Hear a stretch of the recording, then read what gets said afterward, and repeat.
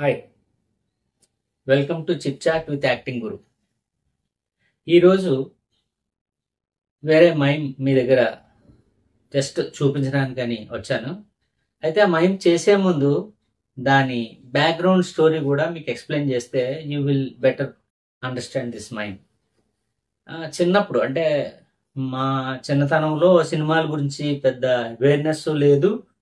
ఆ టైంలో బాగా పల్లెటూరులో సినిమాల గురించి పెద్ద తెలియని వాళ్ళు ఫస్ట్ టైం సినిమా థియేటర్కి వచ్చినప్పుడు రియాక్షన్స్ అవన్నీ నేను పర్సనల్గా చాలా చూశాను. నేను తునిలో ఇంటర్మీడియట్ చదివేవాడిని. అప్పట్లో అంకుశ్ అని బిగ్ హిట్ అనమాట. ఆ మూవీ చూసినప్పుడు నా ముందు ఒక ఆవిడ, అందులో హీరోయిన్ నైట్ కింద దాక్కుంటూ ఉంటది, రౌడీ వస్తుంటాడు. ఈవిడ శోకాలు పెట్టమని, ఓ సచ్చినోడు వచ్చేస్తున్నాడు, వెళ్ళిపోయి దాకా కనిపించగా, నీకు దండం వాడికి కనిపించగా చంపేస్తాడు, వెళ్ళిపోయా. ఈ విధంగా అసలు రభస చేసేసింది.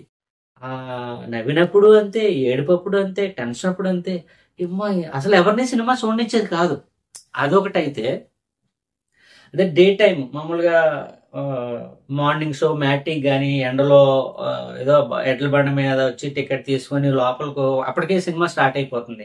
లోపలికి రాగానే బయట నుంచి వస్తాం, కంటికి ఏం కనిపించదు, ఆల్రెడీ స్క్రీన్ లైట్ ఉంటుంది, కింద ఏమీ కనిపించవు. అప్పుడు వాడు కళ్ళు కనిపించకుండా ఏంట్రా ఇంత చీకటిగా ఉందనుకొని ఆళ్ళకాళ్ళు ఏళ్ళకాళ్ళు తొక్కుంటూ రావడం, వాళ్ళు తిట్టడం.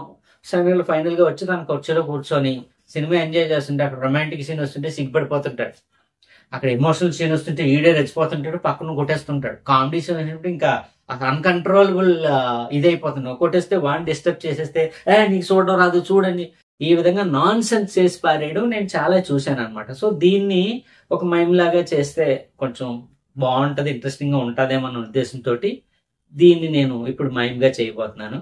Hope you will enjoy it.